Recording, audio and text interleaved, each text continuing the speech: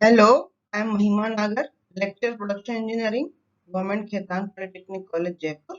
और आज मैं जो आपका लेक्चर लूंगी उसका नाम है इंट्रोडक्शन टू थर्मोडायनामिक्स। यह आपका जो MP 204 सब्जेक्ट है थर्मोडायनामिक्स, उसके फर्स्ट चैप्टर का पार्ट है। इसमें हम जो जो चीजें कवर करेंगे वो आपकी है 1.1 basic concepts, 1.2 types of system मतलब तंत्र, और दो तरह के तंत्र ओपन एंड क्लोज, खुला और बंद तंत्र। तो इसके बारे में अपन आज देखते हैं। सबसे पहले अपन स्टार्ट करेंगे थर्मोडायनामिक्स, या हिंदी में इसको बोलते हैं ऊष्मागतिकी। ऊष्मागतिकी के बारे में आप लोगों ने 10th क्लास में थोड़ा सा पढ़ा होगा।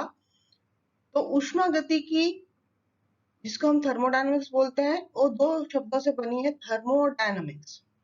तो ग्रीक लैंग्वेज में थर्मो का मतलब होता है हीट, ऊष्मा, और डायनामिक्स का मतलब होता है बल या फोर्स। तो इसमें हमारी दो चीजें साथ में हैं, ऊष्मा है और बल है, तो इन दोनों की क्रिया होती है। Thermodynamics is a heat force action या ऊष्मा बल क्रिया, and it deals with matter. और यह द्रव्य से, इसमें द्रव्य होगा और द्रव्य के साथ हम ऊष्मा और बल की क्रिया आपस में किस तरह से चलती है वो हम इस चीज में स्टडी करते हैं। तो थर्मोडायनामिक्स में आपकी जो बेसिक जो हम स्टडी करते हैं वो द्रव्य के ऊपर बल और ऊष्मा किस तरह से चेंज होती है, उन दोनों की आपस में क्या क्रिया होती है, इसकी स्टडी होती है। इसमें सब तरह के इंजन, पंप, टरबाइंस, ये सारी चीजें आपकी स्टडी हम थर्मोडायनामिक्स में करते हैं। रेफ्रिजरेटर जिसमें आपकी ऊष्मा इन्वॉल्व है, जिसमें आपका फोर्स इन्वॉल्व है, ये दोनों चीजें जहां इन्वॉल्व होती है वो आपका थर्मोडायनामिक्स के अंतर्गत आता है। The scope of subject is restricted to the study of relationship between heat and work। यही अपन बात कर रहे हैं कि हीट और वर्क आपस में, जब हीट को हम वर्क में कैसे कन्वर्ट कर सकते हैं, मतलब ऊष्मा को हम कार्य में कैसे बदलते हैं, या कार्य को हम ऊष्मा में कैसे बदलते हैं। ऊष्मा को कार्य में बदलने का आप एग्जाम्पल लेकर देखें तो क्या होता है, जिसमें हम ऊष्मा को वर्क में बदला है हमने, इंजन। इंजन में आपकी ऊष्मा पैदा होती है, उसको कार्य में बदलते हैं। तो एक एग्जाम्पल हीट को वर्क में कन्वर्ट करने का इंजन हो गया। इसी तरह से वर्क को हीट में कन्वर्ट भी कर सकते हैं हम। तो ये सब्जेक्ट में हम हीट और वर्क का कन्वर्जन इस तरह से देखते हैं। फिर आपका it is based on two general laws of nature, the first law of thermodynamics and second law of thermodynamics. तो ये आपकी जिसपे बेस्ड होता है वो है पहला ऊष्मागतिकी का पहला नियम, ऊष्मागतिकी का दूसरा नियम। ये दो बेसिक नियम है जिसके आधार पर ये चलता है, सारा वर्क करता है। ठीक है, फिर अपन इसके कंसेप्ट में सबसे पहले डायमेंशन और यूनिट, विमाएं एवं मात्रक देखते हैं कि वो क्या होती हैं। तो dimension is physical variable used to specify the behaviour और nature of a particular system. तो विमा या डायमेंशन क्या होता है कि कोई भी पदार्थ का एक गुण धर्म या लक्षण को जो दिखाता है वो फिजिकल वेरिएबल, जैसे आपकी कोई चीज की लंबाई है तो वो एक डायमेंशन हो गया, लंबाई आपको उसकी लंबाई को दिखा रही है, वो आपका एक भौतिक गुणधर्म है या लक्षण है, तो वो विमा कहलाती है या डायमेंशन कहलाता है। और जिसमें हम उसको नापते हैं, जिस चीज से हम उसको नापते हैं वो आपकी यूनिट कहलाती है या मात्रक। Units are used to measure the dimension. तो मात्रक वो मात्रा है जिसे मापा जाना है। तो डायमेंशन जैसे अपन ने एग्जांपल दिया कि लंबाई एक फिजिकल वेरिएबल है या गुणधर्म है, तो लंबाई को हम किस में नापते हैं, मीटर में। तो मीटर आपकी यूनिट हो गई और लंबाई आपका डायमेंशन हो गया। तो इस तरह से हर चीज का अपन डायमेंशन और यूनिट्स को समझते हैं कि किस किस कौन कौन से डायमेंशन होते हैं और उनकी क्या क्या यूनिट होती है, जो कि आपकी थर्मोडायनेमिक्स में हमारी यूज होंगी। तो जैसे सबसे पहले एक फिजिकल क्वांटिटी अपन ने देखी, लेंथ, लंबाई, उसकी यूनिट होती है मीटर, उसका सिंबल होता है m, और उसका डायमेंशन होता है l, विमाप उसकी l से दिखाते हैं। फिर आपका सेकंड है मास या द्रव्यमान। द्रव्यमान एक फिजिकल क्वांटिटी है, गुणधर्म है, जिसको हम किस में नापते हैं, जिसमें हम नापते हैं वो यूनिट होगी, वो होगी किलोग्राम, और उसका सिंबल केजी में होता है। और उसका डायमेंशन m से दिखाते हैं। फिर आपका हो गया टाइम, समय। समय आपकी फिजिकल क्वांटिटी है, उसकी यूनिट होगी सेकेंड्स और सिंबल s, इसका डायमेंशन है t। फिर आपका फिजिकल क्वांटिटी टेम्परेचर, तापमान। तापमान आपका एक डायमेंशन है और उसकी यूनिट होती है सेल्सियस या फ़ारेनहाइट, डिग्री सेल्सियस सिंबल है और डायमेंशन आपका t। ये आपकी बेसिक है, लेंथ, मास, टाइम, टेम्परेचर, ये आपके बेसिक सिंबल है। फिर इसके अलावा आपके एक एक और एक्स्ट्रा इसमें ज्यादा चीजें ऐड हो जाती हैं, जैसे फोर्स है, तो फोर्स को हम बल फिजिकल क्वांटिटी है, इसकी यूनिट होती है न्यूटन। बल को हम किस में नापते हैं? न्यूटन में। न्यूटन एन इसका सिंबल होता है और उसका डायमेंशन m है। और हम इसको अगर हम देखेंगे आगे तो ये किलोग्राम मीटर पर सेकंड स्क्वायर में होता है, किलोग्राम मीटर पर सेकंड स्क्वायर। फिर अपन उसके विमा निकाल सकते हैं। उसके बाद आपका वर्क या एनर्जी होता है, कार्य, ऊष्मा, इन दोनों की आपकी एक ही यूनिट होती है। कार्य और ऊर्जा एक ही यूनिट में नापे जाते हैं, वो की होती है जूल, क्योंकि हम कार्य को ऊर्जा में बदलते हैं, ऊर्जा को कार्य में बदलते हैं, तो वो आपकी यूनिट एक ही है इसकी, जूल, सिंबल है जे।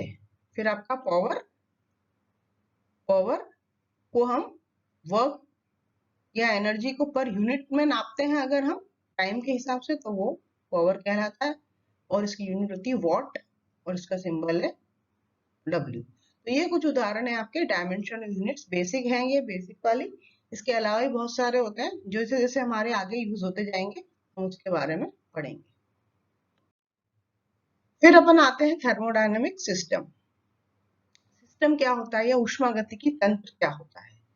तो system is any identifier and prescribed collection of matter whose behaviour is being investigated. एक ऐसा निकाय जिसके बारे में हमको अध्ययन करना है, द्रव्य, ऐसा मैटर, एक बाउंड्री होती है उसके चारों तरफ जो आपको उसकी सराउंडिंग से अलग करती है।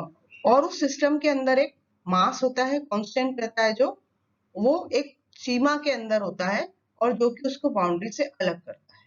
तो हमारे ऊष्मागतिकी सिस्टम वो होता है जिसके बारे में हम स्टडी कर रहे हैं और जिसकी एक सीमा होती है और चारों तरफ उसके एक बाउंड्री होती है या सराउंडिंग होती है। तो हम ऊष्मागतिकी तंत्र किस तरह से होता है हम इसमें स्लाइड में हम देख सकते हैं। तो ये आपका सिस्टम है, तो देखिए इसमें बीच में सिस्टम है जिसके बारे में हमको स्टडी करनी है, या हम इसको तंत्र बोलेंगे। और बाहर इसकी जो है वो सराउंडिंग है, एनवायरमेंट, और ये आपकी सीमा है, सिस्टम बाउंड्री, जिसको हम परिसीमा कहते हैं। तो ये आपका थर्मोडायनेमिक सिस्टम होता है जिसके अंदर एक मैटर होता है या द्रव्य होता है और जिसके बारे में अपन को इसमें स्टडी करनी होगी। फिर अपन देखते हैं कि ये ऊष्मागतिकी तंत्र कितने तरह के होते हैं। तो ये आपके नॉर्मली हम 3 तरह के लेते हैं। पहला है आपका क्लोज सिस्टम या बंद तंत्र, सेकंड है आपका ओपन सिस्टम या खुला तंत्र, और तीसरा है आपका आइसोलेटेड सिस्टम या विलक तंत्र। तो सबसे पहले अपन देखते हैं क्लोज सिस्टम। क्लोज सिस्टम क्या होता है? If the same mass of matter is used in investigation of system, it is called closed system. अगर आपका द्रव्यमान कांस्टेंट रहता है, ये द्रव्यमान में कोई परिवर्तन नहीं होता है, जो आपके सिस्टम के अंदर जो भी हमारा द्रव्यमान है उसमें कोई परिवर्तन नहीं होता है, वो वही रहता है। और सिर्फ एनर्जी आपकी बाउंड्री के चारों तरफ इधर से उधर जा सकती है, मतलब सिस्टम से एनवायरमेंट में, एनवायरमेंट से सिस्टम में, लेकिन मैटर आपका या द्रव्यमान उसके बाहर नहीं जाता है, तो उसको हम कहते हैं क्लोज सिस्टम। तो इसका उदाहरण देखिए आप, ये डायग्राम देखिए, बीच में आपका क्लोज सिस्टम है, एनर्जी आपकी आ रही है, बाहर जा रही है, लेकिन मास आपका है वो नहीं ट्रेवल कर रहा है, नो मास ट्रांसफर। तो इस तरह से क्लोज सिस्टम का एग्जांपल हम जैसे कोई सिलेंडर ले सकते हैं, पिस्टन सिलेंडर, इसमें वॉल नहीं है, तो आपका पिस्टन सिलेंडर अगर मूव कर रहा है पिस्टन सिलेंडर के अंदर में और वो उसमें वॉल्व नहीं है, तो ये आपका एग्जांपल हो जाएगा कि एनर्जी इन आउट हो रही है लेकिन मास ट्रांसफर नहीं हो रहा है। द्रव्यमान आपका स्थिर है सिस्टम के अंदर, तंत्र के अंदर आपका फिक्स है द्रव्यमान, लेकिन आपकी एनर्जी हमारी या वर्क एनर्जी हमारी उस बाउंड्री को, उस लाइन को क्रॉस करती है। तो ये होता है आपका क्लोज सिस्टम, बंद तंत्र या क्लोज सिस्टम। फिर आपका नेक्स्ट आता है ओपन सिस्टम या खुला तंत्र। तो ज्यादातर आपकी जो भी चीजें हैं वो आपकी ओपन सिस्टम में ज्यादा होती हैं, जैसे पानी का पंप है, भाप या गैस टरबाइन है, इंजन बॉयलर है।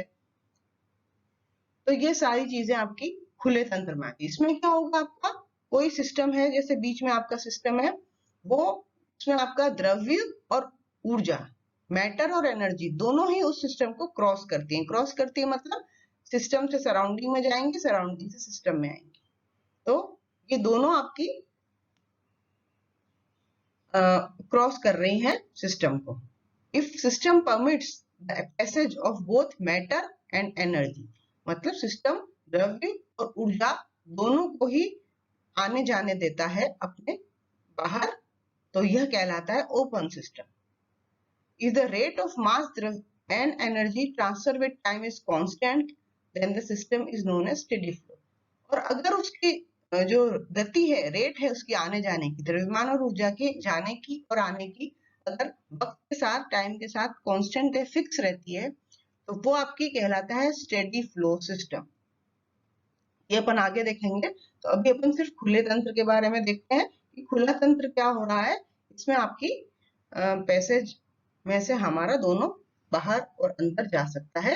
जैसे आपका इंजन है, तो इंजन में आपकी ऊष्मा भी बाहर अंदर जाती है। इंजन से आप देखो धुआं निकलता है, तो वो आपकी गैसेस बाहर जा रही हैं, एनवायरमेंट में जा रही हैं। तो आपके इंजन ऐसा सिस्टम हुआ जिसमें आपका द्रव्यमान भी आगे बाहर जा रहा है और एनर्जीज भी बाहर जा रही है, तो वो आपका इंजन कहलाएगा।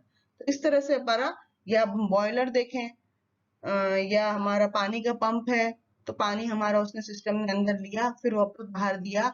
तो ये चीजें होती हैं जिसमें आपका द्रव्यमान भी बाहर जा रहा है और एनर्जी भी जा रही है। इसका एग्जांपल से डायग्राम में देखिए, सिस्टम है आपकी, बाउंड्री है चारों तरफ, बाहर आपका एनवायरमेंट है, इसमें energy in energy out, energy अंदर जा रही है, बाहर जा रही है। द्रव्यमान, मास इन मास आउट, द्रव्यमान भी अंदर जा रहा है और बाहर जा रहा है।